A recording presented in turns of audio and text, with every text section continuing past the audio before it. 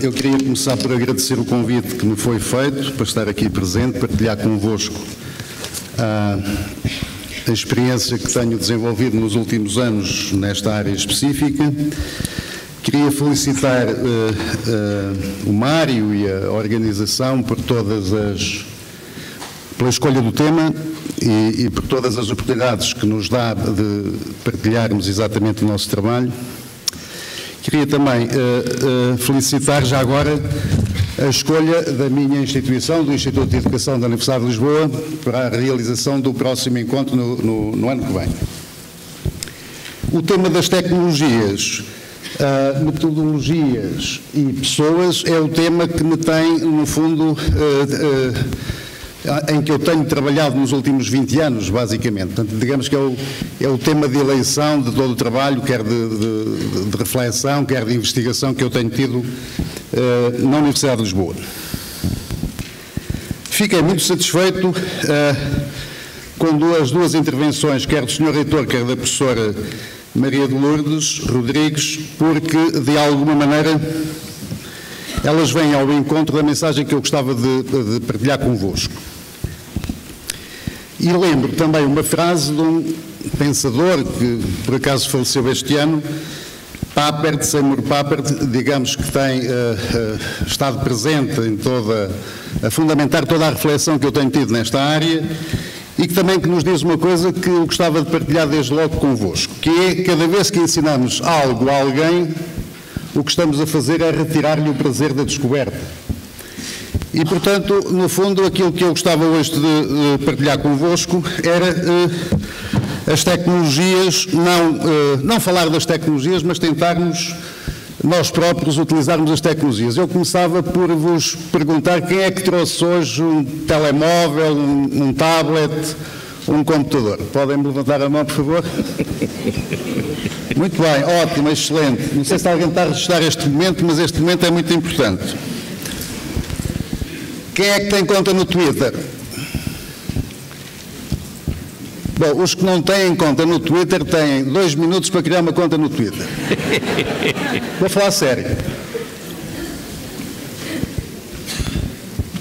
A partir de agora têm a responsabilidade de documentar, passar a documentar o que se passa neste encontro, para a memória futura, para o que der e vier. Podem começar por criticar aquilo que ouvem, refletir a partir daquilo que ouvem, não é? Podem começar por dizer que o Fernando está-se a perder, não é? Quem já tem uma conta no Twitter sabe o que é uma hashtag. A hashtag representa-se por aquele cardinal, depois escreve Encontro Nacional de Formadores, fica logo situado. Atenção que há pessoas no país todo, melhor, no mundo inteiro, à espera do que é que nós vamos fazer aqui, dos resultados.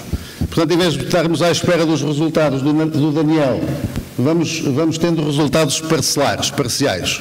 Eu comecei desde anteontem a fazer esse trabalho, portanto já lá tem algumas referências ao que aconteceu hoje, está bem? Bom, somos profissionais, somos formadores, temos esta responsabilidade. Não é falar das tecnologias, é usá-las, está bem? Vamos embora. O convite que eu vos faço hoje é um convite para, no fundo, fazermos uma viagem às tecnologias, ou melhor, fazermos uma viagem ao interior das nossas práticas de formação, todos somos formadores, e pensarmos de alguma maneira, ou melhor, ajudarem-me a pensar qual é o papel que as tecnologias já têm nas minhas práticas de formação e, eventualmente, qual é o papel que elas poderão vir a ter. Em que ponto estou, onde é que eu poderia estar, o que é que eu gostaria de fazer com elas. Portanto, como eu vos disse, as tecnologias que eu aqui utilizar hoje são apenas exemplos concretos, em 15 minutos não era possível fazer mais que exemplos concretos de tecnologias que podemos usar com os nossos formandos, as pessoas com quem trabalhamos. Uma ideia central é a de que, se calhar não é a tecnologia que vai determinar, também essa mensagem também foi passada hoje, digamos, o lado mais positivo ou negativo relativamente, por exemplo, às aprendizagens, mas a forma como nós a utilizamos. não é? Portanto, todos aceitaremos que não é da tecnologia que depende o sucesso da nossa ação, mas do modo como nós as utilizamos. Já toda a gente criou a conta do Twitter. Tecnologias na ação do formador. Portanto, já aqui hoje foi referido que é algo que pode ser importante no sentido de, digamos, potenciar o trabalho da formação, mas também podemos imaginar as tecnologias nas mãos dos formandos. No fundo, as tecnologias não para a tarefa de transmitir a informação, portanto, no fundo, é o nosso trabalho, é o nosso métier, ajudar a organizar as coisas de forma a ajudar os nossos formandos a aprender, mas há sempre uma outra perspectiva, que é as tecnologias para fortalecer, para dar empoderamento àquele que está a trabalhar connosco. Portanto, duas ideias centrais, digamos que de alguma maneira têm algo em comum. As tecnologias para fortalecer o aspecto da organização e da transmissão das coisas que nós trabalhamos. As tecnologias como estratégia ou para fortalecer o trabalho daquele que está a aprender connosco. A primeira pergunta que se pode fazer, no que diz respeito às tecnologias para o formador, é se as tecnologias me ajudam a fazer melhor, me ajudam a fazer diferente. Porque eu também as posso utilizar para fazer exatamente dentro da mesma lógica do que tenho feito sem usar tecnologias. Portanto, eu posso aqui ter três possibilidades: fazer o mesmo, fazer diferente e, eventualmente, fazer melhor. Portanto, no fundo, são estes os nossos desafios.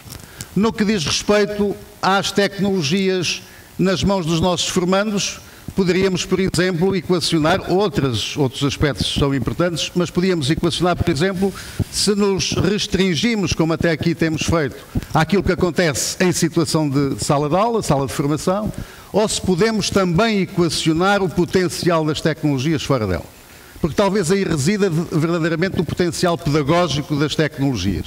No fundo, contribuir para que cada um tenha, digamos, ou veja as suas competências de cidadania e outras reforçadas. É um bocadinho isso que eu quis partilhar convosco. Se pensarmos, nomeadamente, naquilo que é hoje relevante, não é? Aquilo que alguns designam por competências do século XXI, que mais não são que as competências necessárias para nós, no fundo, lidarmos de forma eficaz com os desafios do cotidiano, para vivermos em sociedade, e que tradicionalmente são chamadas de competências transversais. Portanto, como outras competências, eu diria que a competência digital está imbuída nas outras competências para podermos ser, digamos, cidadãos felizes, intervenientes. Portanto, as tecnologias no dia-a-dia do cidadão, as tecnologias no cotidiano profissional. Se nós pensarmos, digamos, na complementaridade destas duas coisas, eu diria que é uma responsabilidade de, quando nós trabalhamos com os nossos formandos e se introduzirmos as tecnologias, é a nossa responsabilidade tentarmos que haja um certo isomorfismo entre o que fazemos e o que gostaríamos que depois fosse a utilização que eles fazem das tecnologias. Por um lado, a ideia do isomorfismo, como eu aqui tentei de alguma maneira fazer, não é falar das tecnologias, mas é tentar usá-las para fins muito concretos. Por outro lado, há alguma convergência, o que nos remete, entre uma coisa e outra, o que nos remete para a responsabilidade, quando trabalhamos com adultos, estarmos a trabalhar não apenas os conteúdos nos quais estamos, digamos, a trabalhar, a fazer formação, em que estamos a fazer formação, mas os conteúdos como estratégia de desenvolvimento pessoal e social dos indivíduos com quem trabalhamos, para serem exatamente cidadãos, como a professora Maria de Lourdes nos apresentou, críticos, portanto intervenientes, ativos socialmente, pessoal e socialmente, felizes pessoalmente, ativos socialmente. E, portanto, no fundo, se eu tivesse, era este quadro, sempre numa perspectiva e que dá corpo, digamos assim, a esta ideia que eu costumo defender, que não é aprender sobre tecnologias, nem é aprender a partir das tecnologias, como quando consultamos uma moda, uma enciclopédia multimédia, estão a aprender com tecnologias. As tecnologias para o paper que eu citei,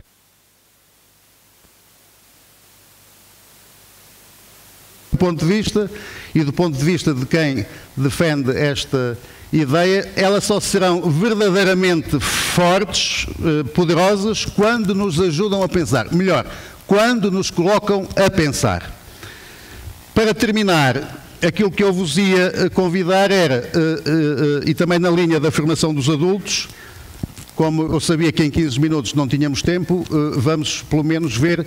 Há um livrinho que nós fizemos muito recentemente e que está a ser neste momento, digamos, distribuído. Todos lhe podem aceder online, portanto está em formato digital, em PDF, em EPUB, que basicamente foram atividades exatamente construídas exatamente neste sentido que eu vos estive a dizer.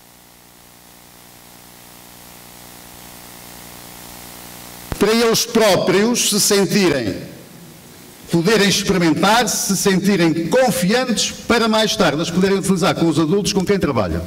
Sejam adultos das situações de formação convencionais normais, aquelas com que lidamos todos os dias, sejam adultos, aqueles talvez a que a professora Maria de Lourdes se referia, fragilizados porque não têm tido escolaridade, muito mais afastados estão do digital e, portanto, em muito maior necessidade estão relativamente a isso. Estes materiais estão disponíveis, não sei se conseguem ver ali o link, portanto é muito fácil irem lá, aprender com tecnologias, tudo junto, .ie de Instituto de Educação, .lisboa.pt. Ou seja, quer o manual em formato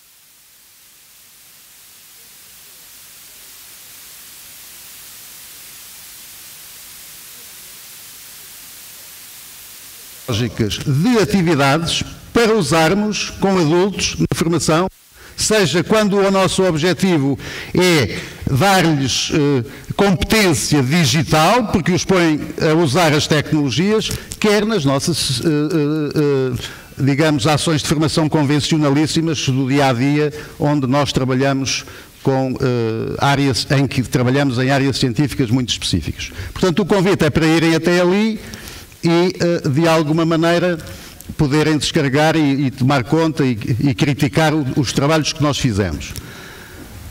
Ainda disponível está, para aqueles que queiram, um curso que certifica, portanto, que a Universidade de Lisboa certifica, qualquer um de vocês o pode fazer, está aberto, está neste momento aberto, está sempre aberto, não tem momento para entrar nem momento para sair, cada um sairá do curso, ou abandonará ou concluirá quando quiser e, portanto, que podem, mais uma vez, quem tem tecnologias de leitura de código QR pode clicar, apontar para ali o seu telemóvel, vamos ver quem é que aponta, e aceder ao link onde está o curso.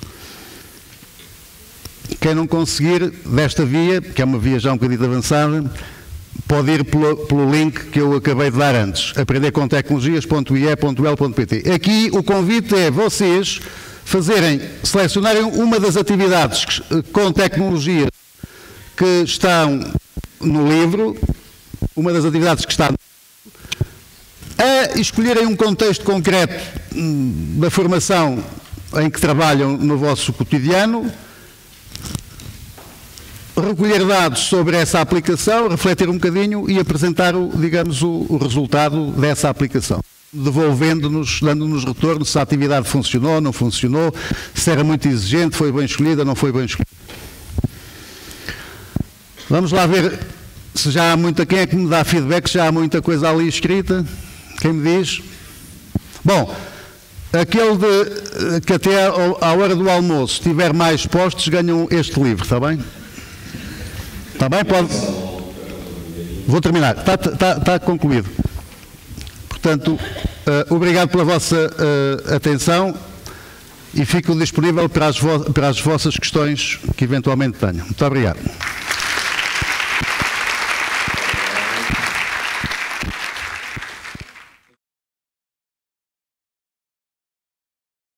Bom, muito bom dia. Muito obrigado, em primeiro lugar, à organização deste quarto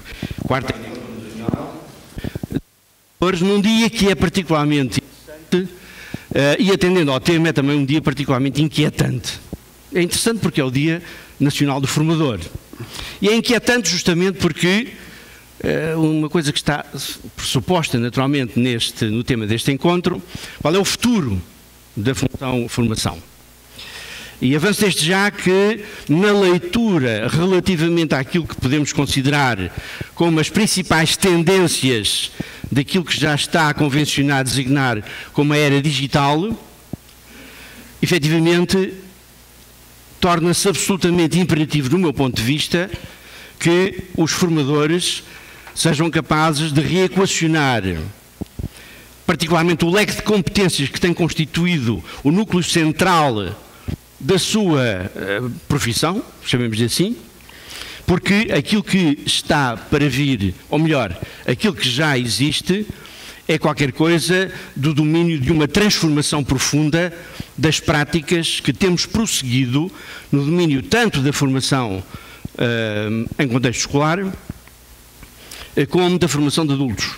Isto é a minha primeira aproximação e que vou tentar explicar. Relativamente ao tema digital e à questão das tecnologias, aqui há poucos dias, há poucas semanas, organizámos em Lisboa um encontro nacional da Associação Portuguesa de Recursos Humanos, da qual sou presidente, e então o tema que escolhemos foi justamente a gestão de recursos humanos no mundo digital. E convidámos várias pessoas de várias a partilharem a sua reflexão acerca deste tema, particularmente quais são os impactos que vamos ter na gestão das pessoas, nas organizações, nas escolas, na sociedade em geral. Qual é o impacto que nós prevemos que venha a acontecer relativamente às abordagens sobre a gestão das pessoas e que tipo de alterações e que tipo de transformações devemos fazer para nos prepararmos para esse impacto. E então, o último painel em que estiveram vários jovens representando, eram dirigentes, diretores gerais de algumas startups. Essas empresas que agora surgem assim, de geração espontânea e que são ferozmente tecnológicas. E então, no final, eu fiquei cá a pensar, para comigo, eu que sou um baby boomer militante, baby boomer, nasceram desde 45 até 50 e pouco, eu pensei assim, bem, para assistir a este painel faltou-me uma coisa, foi trazer um dicionário. Mas como o dicionário é demasiadamente analógico, geralmente é pesado, eu pensei... Fui eu? Está sempre a acontecer na tecnologia. É por isso que eu gosto muito daquela expressão, domina a tecnologia, não se deixe dominar por ela. Ora, eu ainda não consegui chegar aí. Tecnologia. Então, como vai? Quero tirar e recorrer ao registro analógico. Estava eu a dizer que, de facto, salientei até na altura que provavelmente o melhor era, agora quando começamos a discutir estas questões digitais, o melhor é fazer uma aplicação, uma app, de tradução simultânea. E porquê? Porque os vocábulos, a quantidade de vocábulos estranhos por unidade de tempo destas intervenções desses jovens de startups é verdadeiramente alucinante. É alucinante, claro que todas elas de base inglesa, não é? E então, nós olhamos para aquilo e, de facto, das duas uma, ou realmente já dominamos um bocadinho o jargão, ou então perdemos pelo menos metade do sentido daquilo que as pessoas estão a dizer. E eu acho que isto é um bocadinho a analogia daquilo que tendencialmente nos irá acontecer se, de facto, nós não cuidarmos de desenvolver as nossas competências e adaptá-las aos contextos que são, efetivamente, eu vou beber um bocadinho de água. Tenho consciência do que vou falando. Meto mais água nas intervenções.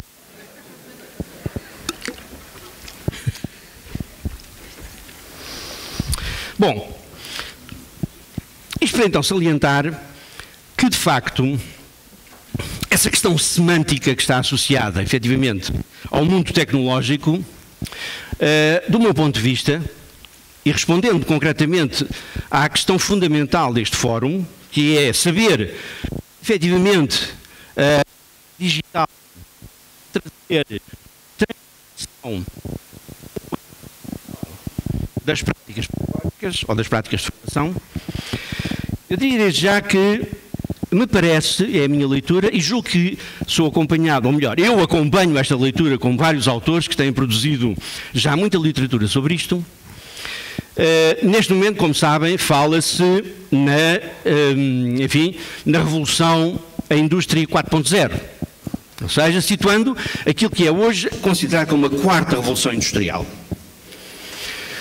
Ora, o que acontece é que nas revoluções industriais, nós conhecemos 4, mais recentemente, para além da revolução, da transformação da era agrícola para a era industrial, tivemos a primeira revolução industrial, sensivelmente, enfim, aconteceu durante o século XIX, enfim, já nos princípios do século XIX, até sensivelmente finais do século XIX, depois temos a grande revolução industrial, enfim, que nós conhecemos, com o desenvolvimento da produção em massa, etc., sociedade industrial que, enfim, veio até sensivelmente, enfim, ao final do século passado. Depois, já antes do final do século passado, começou a desenvolver-se aquilo que foram, enfim, que se configurou ser a terceira revolução industrial, a internet, e finalmente agora estamos na quarta revolução industrial,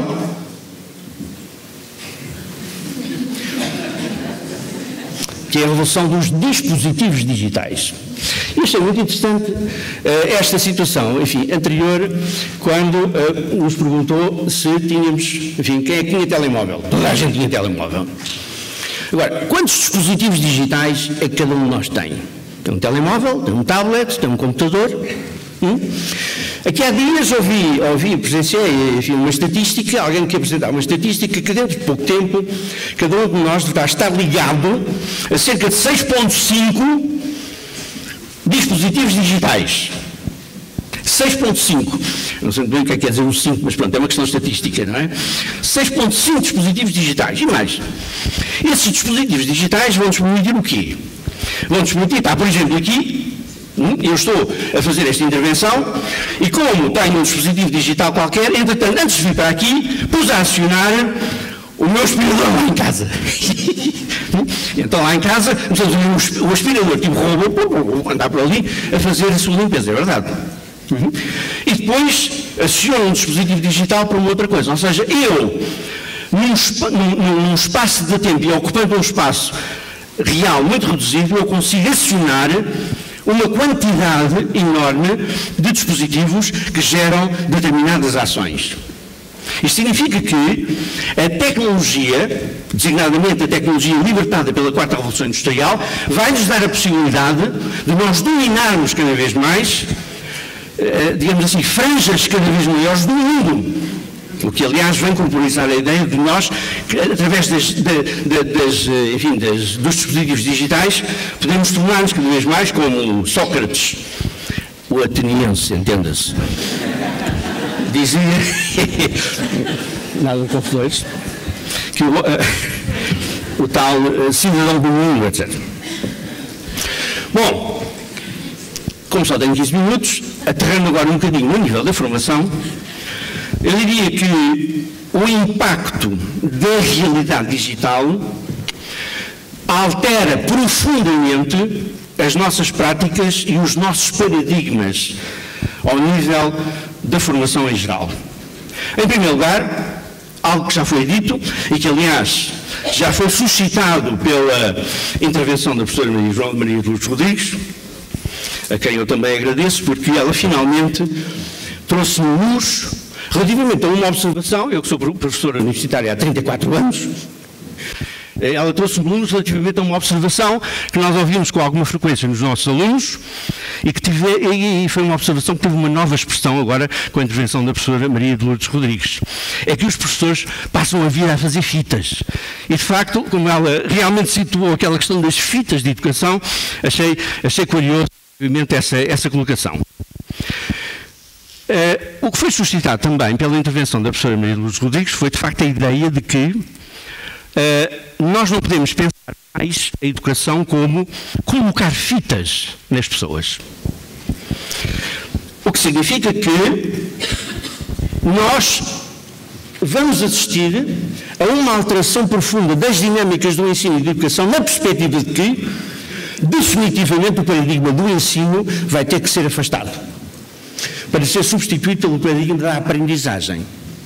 E qual é a diferença? O ensino, como nós sabemos, é uma intervenção exterior sobre o sujeito aprendendo. A aprendizagem é um ato específico, pessoal e eventualmente transmissível por parte do sujeito aprendente. O que significa que, eu não sei muito bem o que é que vai este efeito que está aqui, o que significa que, de facto, nós não podemos ensinar ninguém que não tenha uma predisposição ou uma vontade de aprender. Ao contrário daquilo que são paradigmas muito usados pelos nossos alunos, de que é o professor que tem que me motivar, tal como nas empresas nós ouvimos dizer dos colaboradores que são as filhas que os têm de motivar, e as pessoas às vezes nas empresas adotam uma posição de passividade, e nós perguntamos porquê, e elas dizem com total assertividade, estou desmotivado. É como quem diz, estou desmotivado, portanto há alguém exterior que me motive. Os alunos muitas vezes têm essa atitude. Ora bem, isto é totalmente incompatível com a lógica, do processo digital. Então, a digitalização, ou seja, a era digital, vai fazer com que tenha necessariamente que emergir um cidadão de tipo novo. Um cidadão que finalmente seja capaz de assumir que a responsabilidade fundamental daquilo que acontece é sua e não de realidades que são externas.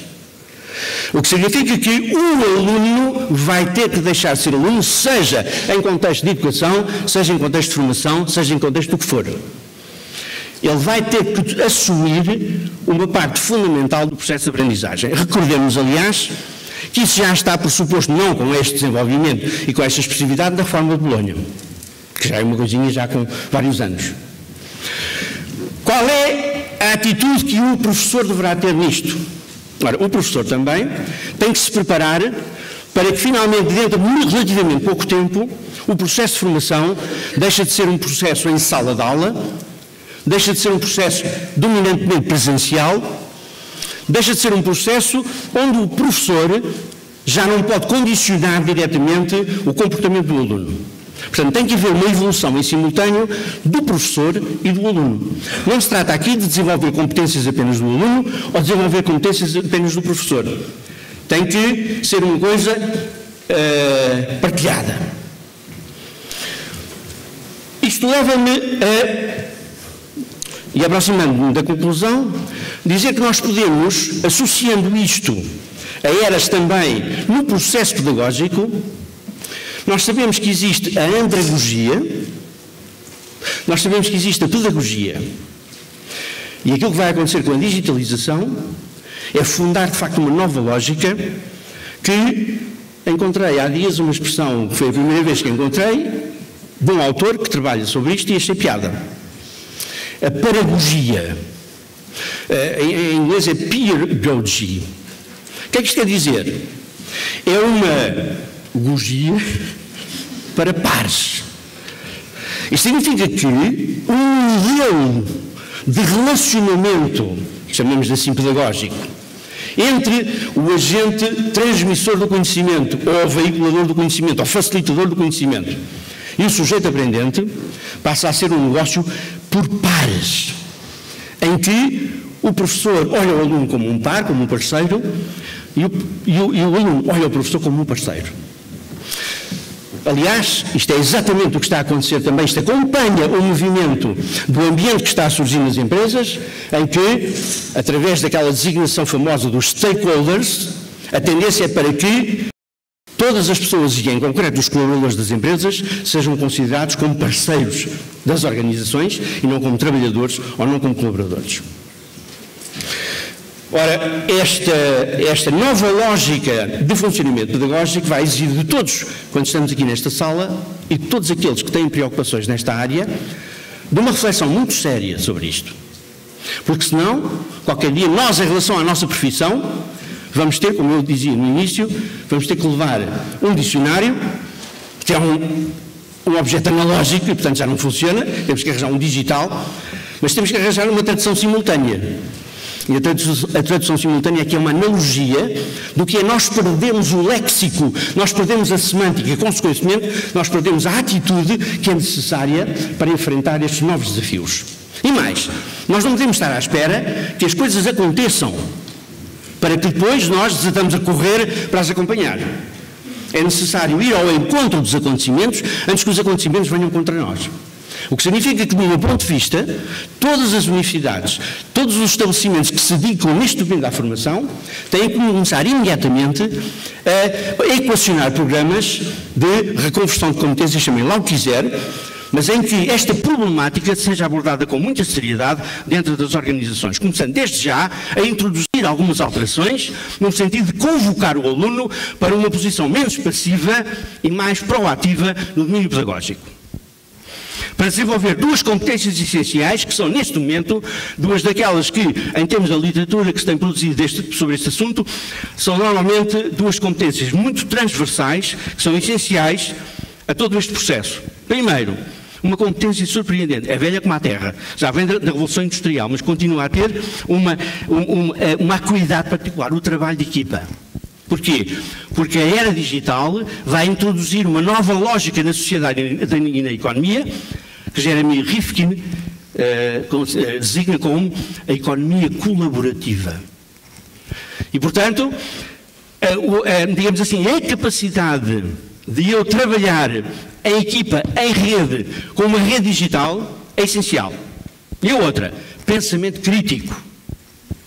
O pensamento crítico, isto é, a nova realidade tecnológica, ao contrário daquilo que muitos de nós pensamos, e às vezes eu ouço, porque tenho grande proximidade também do ensino secundário, ouço os professores, enfim, e os pais muitas vezes a dizerem que o ensino atual leva a que, e com o apoio das ferramentas tecnológicas, leva os alunos a perderem uma certa capacidade de ginástica intelectual, ginástica cognitiva. Vai ser exatamente o contrário. Porque a natureza das operações que nós vamos ter que pôr em ação em termos da coordenação desses tais dispositivos digitais é de uma natureza, de uma complexidade cognitiva muitíssimo superior àquela que neste momento os alunos põem a funcionar para tirarem um curso qualquer. Neste momento, um aluno pode tirar um curso utilizando 10% da sua capacidade mental. Não devia dizer isto aqui, mas pronto. eu vou já acabar. Nessa altura, ele tem que utilizar pelo menos mais de 60% da sua capacidade mental. De onde precisamos de um aluno mais integral, de uma pessoa mais total, de um aluno que efetivamente esteja lá e tenha aquilo que é a conquista fundamental que nós precisamos de ter nas nossas escolas, nas nossas universidades e na nossa sociedade. É o gozo de aprender.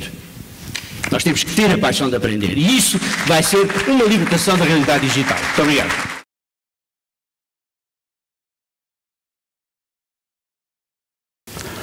Ora, muito bom dia a todos. Muito obrigado, Mário, pelo convite honroso.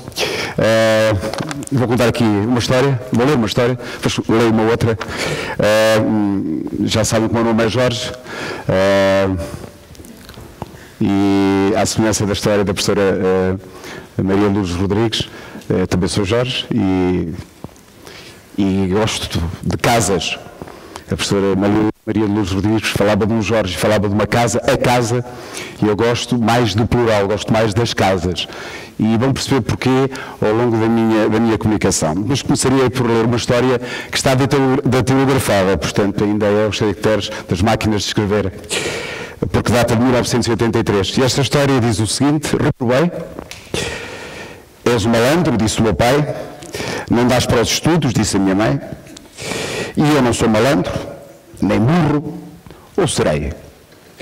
Realmente eu não estudo muito e eu não entendo lá muito bem certas coisas que os professores dizem, mas o meu pai até gosta que eu vá para o campo com ele. Ainda ontem carreguei sacos para o trator toda a manhã, começámos ainda ao sol, mal tinha nascido, e só parámos quando ao meio-dia a mãe nos chamou para comer o caldo. E trabalhei de boa vontade. O meu pai disse que eu ajudava mais do que um homem. Então serei malandro? A verdade é que eu gosto mais de trabalhar no campo do que estar na escola. Não vejo para que é que servem muitas das coisas que lá se estudam. No princípio, eu julgava que ia conseguir, e até ia com vontade, mas comecei logo a desanimar. A senhora professora disse que ia ser muito difícil e que reprovaria quem não trabalhasse muito e tivesse boa cabeça. E ela tinha razão. Comecei a não entender certas coisas, é que os professores falam de uma maneira tão difícil, e depois eu tinha vergonha de perguntar, porque me parecia que só eu é que não entendia, e para além disso, alguns colegas faziam as coisas tão depressa, mas eu e alguns da minha sala mal tínhamos começado, já a professora queria tudo feito. Na Páscoa, houve um dia em que viemos apanhar bichos e os levámos para a sala. Eu lembrei-me de construir uma gaiola para os grilos e umas caixas para as sardaniscas, que apanhámos. Depois até contei sobre esses bichos, algumas coisas que eu tenho visto e que eu sei. Trabalhei com vontade dessa vez. Se fosse sempre assim... A professora até disse, para a brincadeira estás sempre disposto. Agora acabou-se. Acabou-se, já não há remédio. Certamente para o ano já não posso voltar para a escola, mas também não sei se me apeteceria. De alguns colegas eu até gosto dos recreios, até gosto de ir com eles para a rua, e a sério, gostava de estar na escola. E eu acrescentei, e se fosse bom fugir para a escola? Bom, este é o tema da minha comunicação, e é o tema que agarrei a partir desta ideia das tecnologias, metodologias e pessoas, e falta ali mais qualquer coisa que é também. Isto porque hoje ouvimos aqui falar de tecnologias, enfim, é normal, é natural. Tivemos aqui duas ilustres pessoas, dois ilustres comunicadores que falaram abundantemente das tecnologias, mas eu queria-me situar na última comunicação e dar conta de como, de facto, tem que ser verdade. Tem que ser verdade a relação e tem que ser verdade o trabalho em parceria e tem que ser verdade o trabalho diferente, metodologicamente diferente nas escolas. Aquilo que eu acabei de ler é de 1983. Bom, tirando o trator, tirando o caldo, tirando um conjunto, enfim, de direitos que ali estão, nós estamos em 2016, é exatamente a mesma coisa. A professora Maria de Luz já aqui não está, senão eu dizia-lhe, mas digo a mesma, não é? Que a importância hoje está nos adultos, da formação, mas é bom que não descuremos a educação antes de lá chegar, antes de serem adultos, até aos 18 anos. É de uma enorme responsabilidade hoje ter alunos nas escolas até aos 18 anos, obrigá-los a andar até aos 18 anos na escola, e ter esta oportunidade fantástica e única neste país, de até aos 18 anos, poder moldar, e quando digo moldar é no sentido positivo, uma determinada educação para a vida e não levar a vida para a escola. Continuarmos a entender ou continuarmos a achar que aos 18 anos passa-se para a vida ativa, seja ela qual for, como se a vida ativa fosse para além dos 18 anos e não fosse essencialmente antes dos 18 anos, essencialmente na escola. E é nessa perspectiva que eu trago aqui um testemunho, que é o testemunho da Escola Profissional de Aveiro, que, sendo uma escola que teve exatamente esta leitura, a partir deste texto de 1983, pegou numa outra história, vou-vos ler mais uma segunda história, que é esta história que muita gente conhece, mas que se inspirou nela para criar a sua metodologia de trabalho e criar a sua ação, a sua proposta, para que pudesse atingir resultados que felizmente vos posso falar deles hoje. Aliás, já hoje tive este bónus de louvor exatamente aos profissionais que aqui estão, que estão ainda em formação, alguns deles no primeiro ano, mas que fugiram para a escola e estão-se a dar bem com esta fuga. Porque tinham fugido dela. Essa é que era a questão.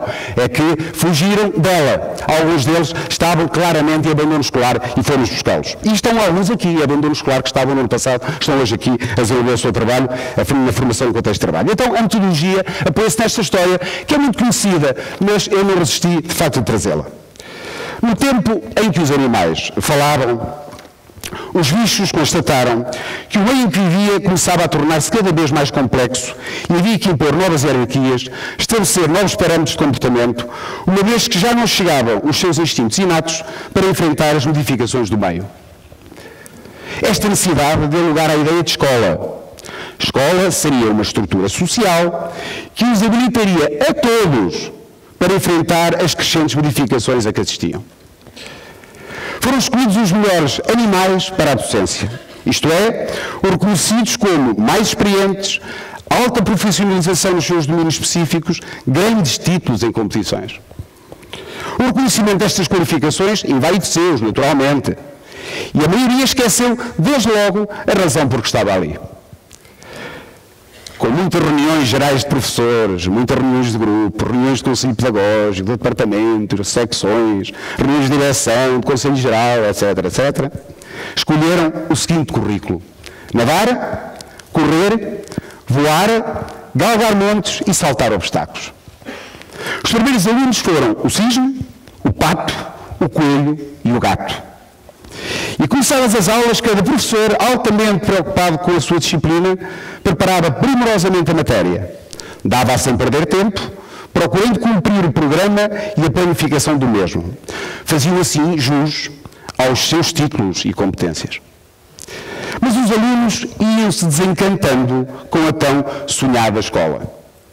Vejamos o caso particular de cada aluno. O cisne. O cisne, nas aulas de correr, voar e galgar montes, era um péssimo aluno.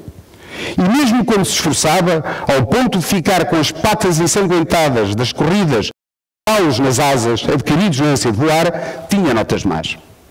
O pior era que, com o esforço e desgaste psicológico despendido nessas disciplinas, estava a enfraquecer na natação, em que era o máximo. O coelho, por sua vez, padecia nas matérias de nadar e de voar. Como é que poderia voar se não tinha asas?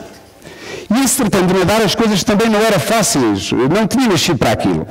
Em contrapartida, ninguém melhor do que ele corria e galgava os montes. O gato tinha problemas idênticos ao do coelho, nas disciplinas de natação e de voo. Ele insistia com o professor que, se o deixasse voar de cima para baixo, ainda poderia ter êxito. Só que o professor dizia que não podia aceitar essa ideia louca, maluca, porque não estava contemplado no programa aprovado superiormente. E o critério de seleção era igual para todos. O pato. Finalmente, o pato.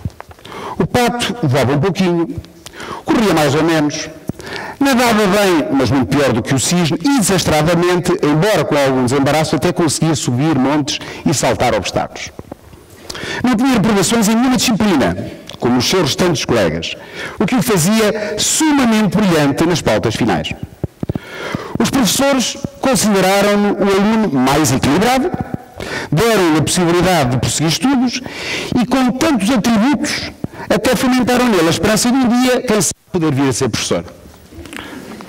Bom, os restantes alunos estavam inconformados.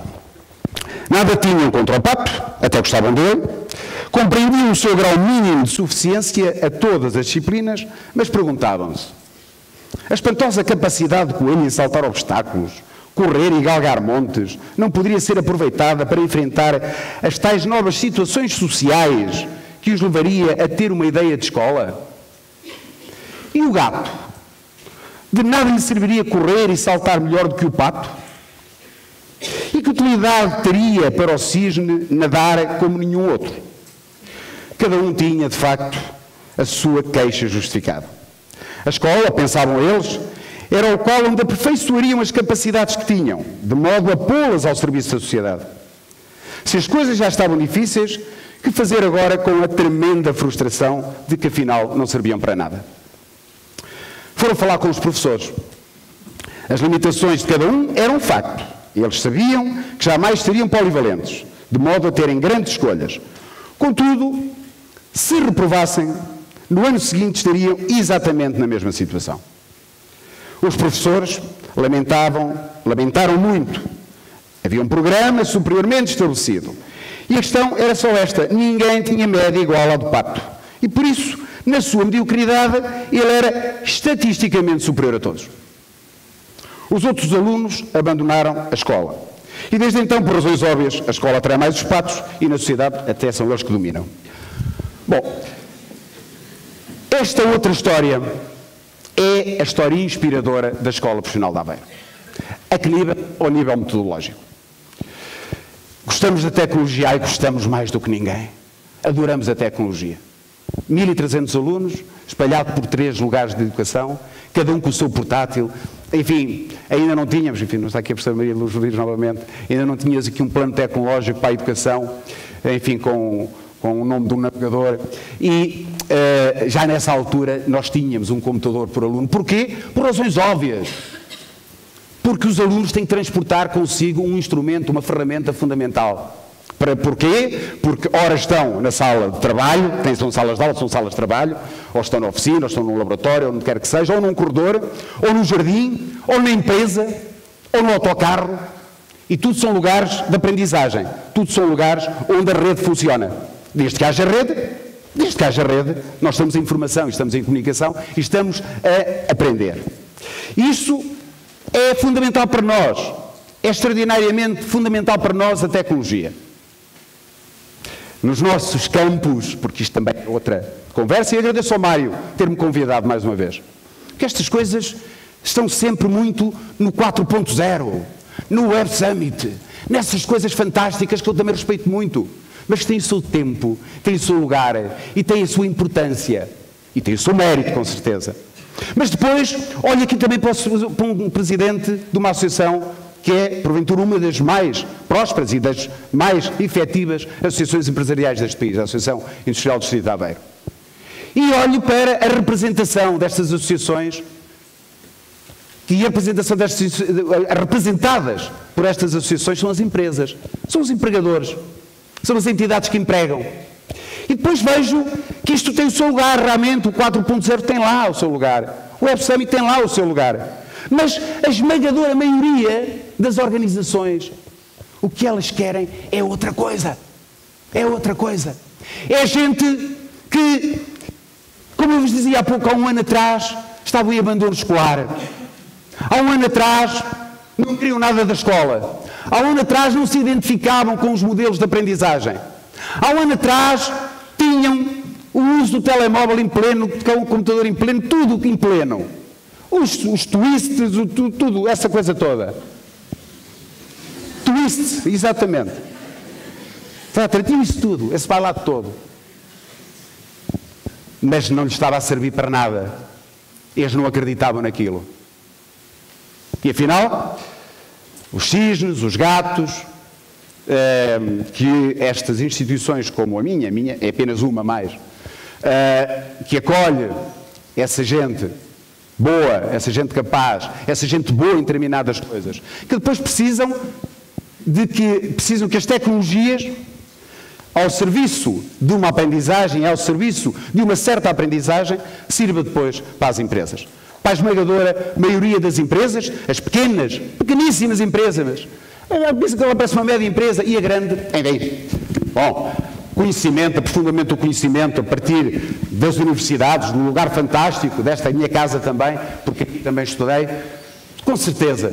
Mas é preciso dar um salto. É preciso recuperar 1983, num texto escrito à máquina, para outro um texto escrito, enfim, no éter, escrito não sei onde, na nuvem. Mas é igual. É igual. Nós estamos a falar agora, se calhar, com mais profundidade. Eu já vou terminar, com muito mais profundidade. Porque havia a liberdade no meu tempo. No meu tempo, havia a liberdade de eu fugir da escola com uma consequência boa, com uma consequência fantástica, que era ter trabalho, que era fazer uma coisa que eu gostava. Hoje não. Hoje eu não saio da escola e estou obrigado até aos 18 anos a comer aquilo que me obrigam a comer e depois tenho exatamente a consequência que não quero, que é não ter nada para fazer. Bom, portanto, estamos a falar de tecnologia sim, estamos a falar de tudo aquilo que nos traz aqui, e uma interrogação que me inquieta, e vou terminar, que é aprendizagem em evolução ou em revolução? Pois, meus caros, por este andar nem uma coisa nem outra. Nem evolução, nem revolução. Evolução, como vê, é isto. Revolução está muito longe de acontecer. E quando nos preocupamos, enfim, eu sei que foi apenas uma opinião, quando nos preocupamos com um reconhecimento, uma validação, uma certificação e uma formação também efetiva de adultos, e nos esquecemos dos milhares e milhares de jovens que todos os anos continuam a abandonar a escola, e os outros que não a abandonando fisicamente, é como se lá não estivessem. Enquanto nos preocuparmos com o resto e não com o essencial, nós não vamos ter, com certeza, um futuro melhor. Por isso fica aqui este meu registro, este meu apelo. Muito obrigado por me terem ouvido. Muito obrigado, Jorge Castro.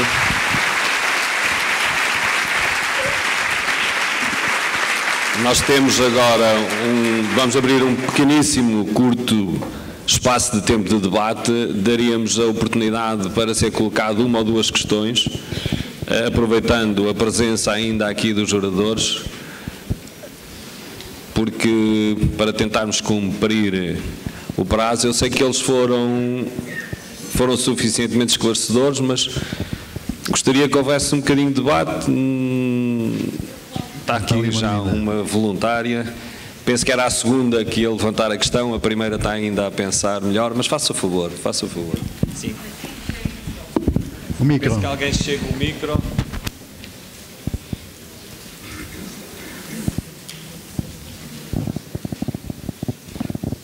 Peço-lhe que seja breve na apresentação. É isso o caminho? Sim, senhora.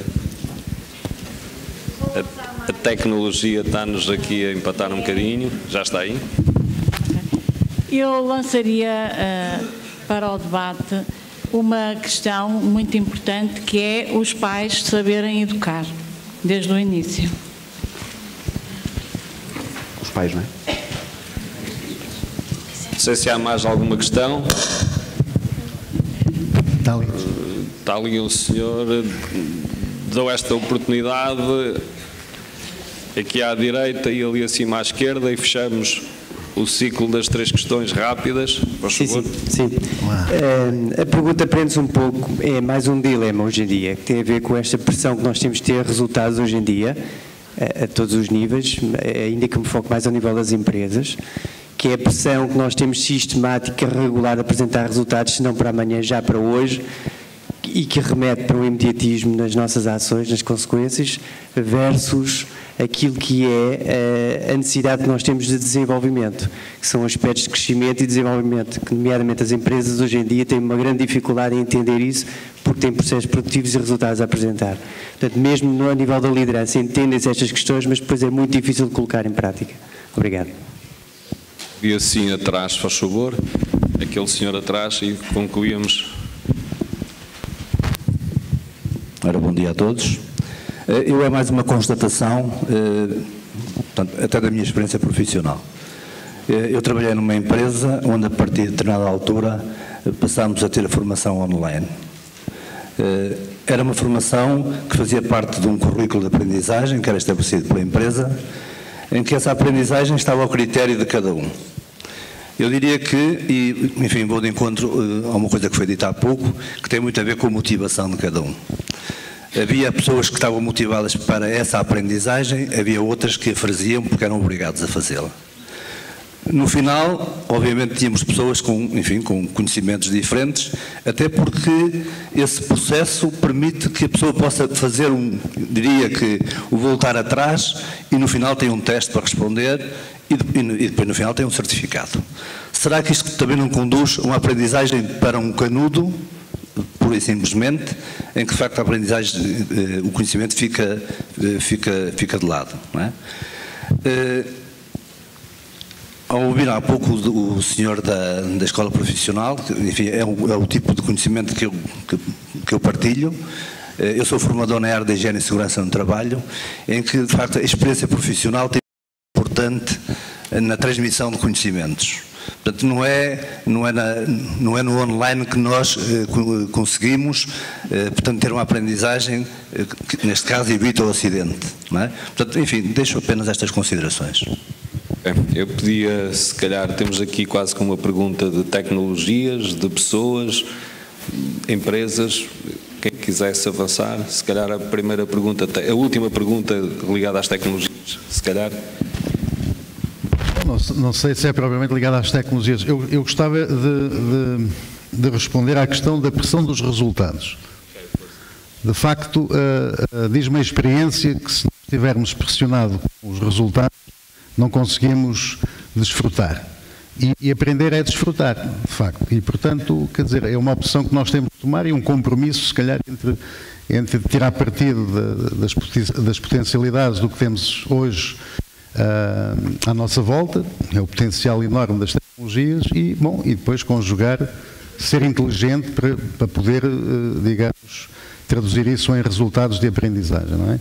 Mas a motivação e o prazer que se tem na aprendizagem por cada um das pessoas com quem nós trabalhamos é essencial. Portanto, a motivação para aprender é condição para que os resultados apareçam, as coisas não são forçadas. Não são, obrigado. Bom, eu responderia num todo, obviamente, darei a minha perspectiva num todo. Quando se fala em pais, quando se fala em pais, eu já há muito tempo escrevo sobre isso e a escrita pensei-se nisto. Pensei-se nisto. A escola de pais, não há escola de pais. Eu sei, eu percebi. Eu penso que percebi. Claro.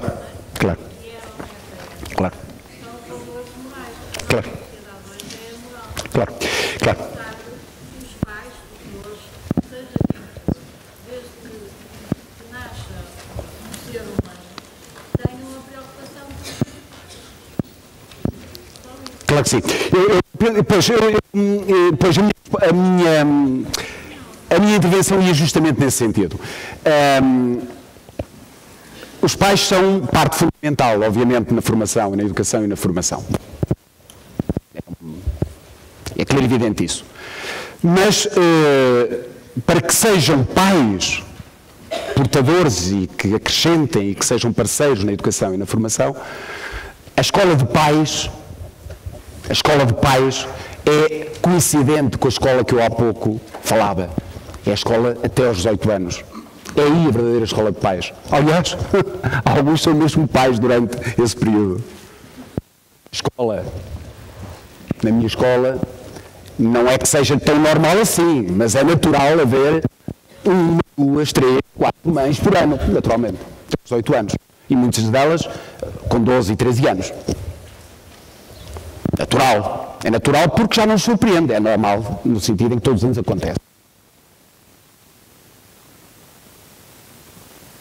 Nós temos a oportunidade, ou até aos 18 anos, pelo menos em 12 anos, temos a oportunidade de os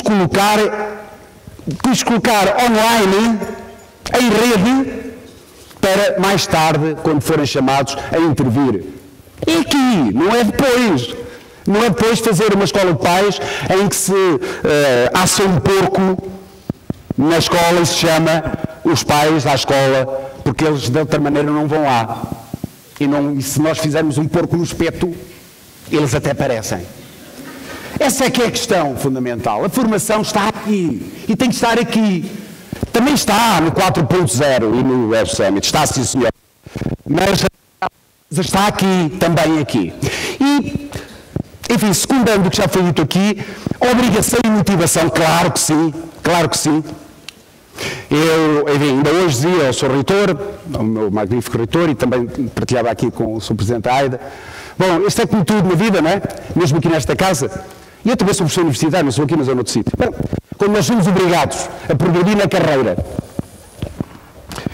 escrevendo coisas que nós temos dúvidas se alguém vai ler, e temos só porque somos obrigados a publicar numa revista X, porque eu não tenho dúvidas, claro. Eu também não tenho dúvidas, eu não quis ter longe porque também nos conheço tão bem assim. Não é? Portanto, esta é que é a questão, é a obrigação. Nós não estamos nada motivados a escrever papers, não temos motivação nenhuma para aquilo. mas estou obrigado por uma questão de carreira. Assim como há muita formação que é dada online, ou fora dela, nas empresas, por obrigação, que não servem às empresas, mas por regulamentação, por legislação, ok?